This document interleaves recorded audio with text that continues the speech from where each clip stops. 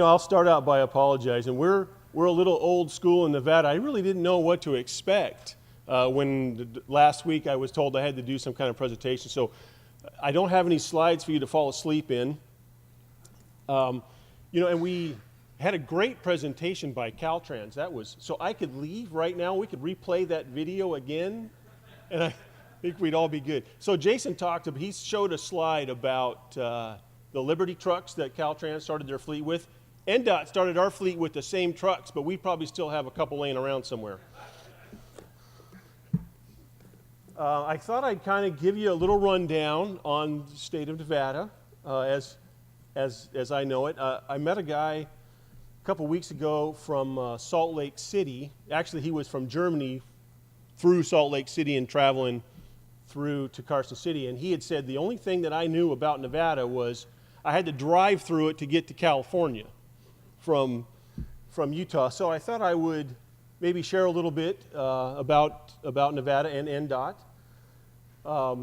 Nevada ranks 35th in the states on population, and I was actually surprised that we're actually ahead of several of the states here. We've got a little less than 3 million people.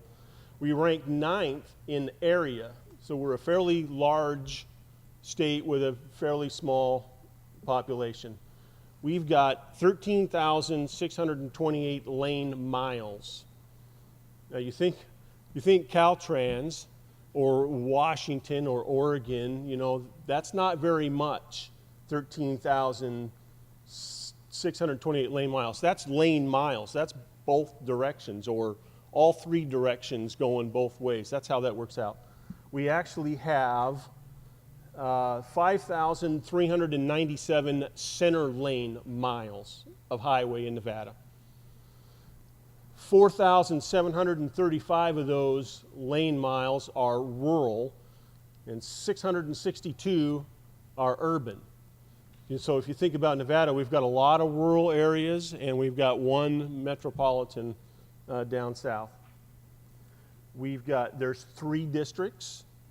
We have District 1 is in the south and to the southeast. District 2 is just the west, small district. And then District 3 is the north and the northeast. Of those 3 districts, there are 44 maintenance stations. So you kind of get a feeling of, we're kind of podunk if you think about Caltrans, that's like world class. But we try. We have 1,926 pieces of heavy equipment. I mean, that's nothing, right? We've got 639 light duty pieces of equipment. That's pool cars and pickups. We do have the highest year-round open pass in the Sierra Nevadas at Mount Rose Highway, and that is at 8,911 feet. That is a year-round highway. We maintain that. It's open year-round. We don't close it. There's a lot of rich people that live on the backside who contribute to the governor's campaign fund, and so we like to keep them happy. We have 1,164 bridges in Nevada. And in 2015, now this is a 2015 spec, 2015 we were rated number 1 for bridge quality. We were deficient in our bridges. 1.9% of our bridges were found to be deficient. Now the average for the United States is 9%. So I think we did pretty good. So I pulled this off of Wikipedia. It's got to be true, right? Wikipedia says NDOT is notable for its aggressively productive approach to highway maintenance. Nevada roads and bridges have been named some of the best in the nation. So that's got to be true, right? Wikipedia.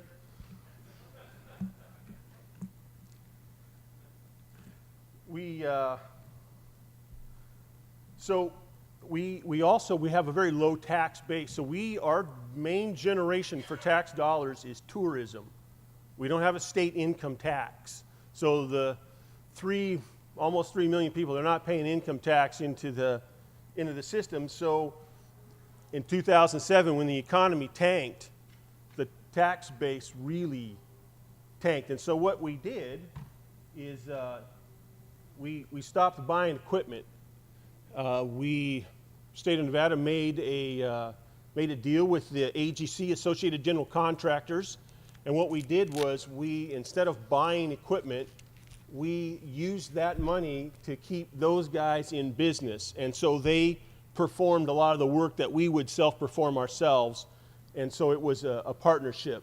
You know, we used our tax base, and we kept them from going under, and so NDOT sacrificed a little bit on that. So that was in 2007. So we haven't really had a large truck purchase until 2007. 2 years ago, we finally started buying new equipment. That's how long it took for us to kind of recoup and drag ourselves out of that economic hole. 2 years ago, we bought 13 large trucks. You know, and you see 13 trucks. You know, that was a big deal for us. You know, those guys that are out there using those Liberty trucks, they really appreciated those 13 new dump trucks. This year, we're doing I think we're doing 9 more large trucks. We got $7 million in replacement funds. We split it up, 7.5. We split it up between the 3 districts. So we just checked this out. Talking about the criteria for replacement, our fleet has 138 single and tandem axle dump trucks that meet our current replacement criteria. What we do is we have a formula of miles or age.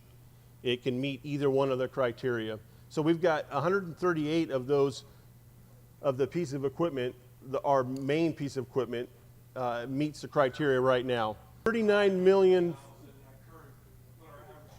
So So for our current cost, over the next 10 years, we'd have to spend $39 million just to get to where we would be even today. And is that 5 years or 10 years?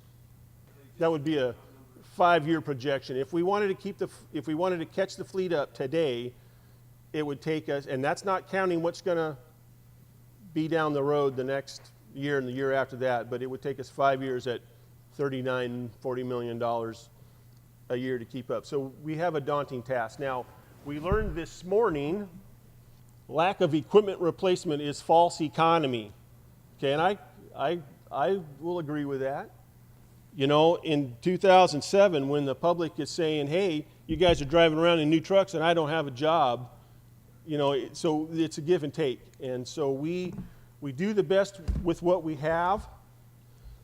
We do have some good things going on. We do have an oil analysis that works really well for us. During our downtime there, when we weren't able to buy new equipment, I don't know if Kenny shared any of this when he was here, but we were rebuilding equipment. The red tape is amazing. So you can't buy a new truck, but I can spend $100,000 and I can rebuild a truck. And so we did that from the frame up. I mean, it was remanufactured. And that, I know it's a stopgap, but you know, it's what we could do. And so we put forth the effort to try to get our guys the equipment that they need. Looking forward, Jeff and I are both new. Jeff's our equipment operations manager. He and I work really closely together. We will look at changing the specs and the way we bid equipment. We were very focused on a brand name, you know, and we want to change that. We want to invite competition. We think that the state of Nevada would get a better product, and we think we would get it at a better price, obviously, if we would invite some competition. So we're looking at different ways of doing that. Partnering with we partner with UNR. We do there's a lot of study that we help them do with the snow removal.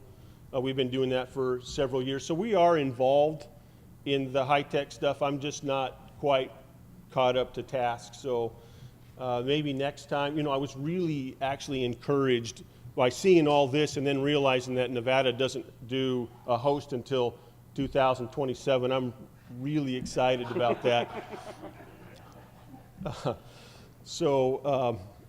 Anyway, so that's basically where we're at with Nevada as far as I know. Appreciate the opportunity. Thank you. Any questions for Wayne? The preceding video was produced by the National Center for Pavement Preservation. More information can be found at tsp2.org. That's tsp2.org.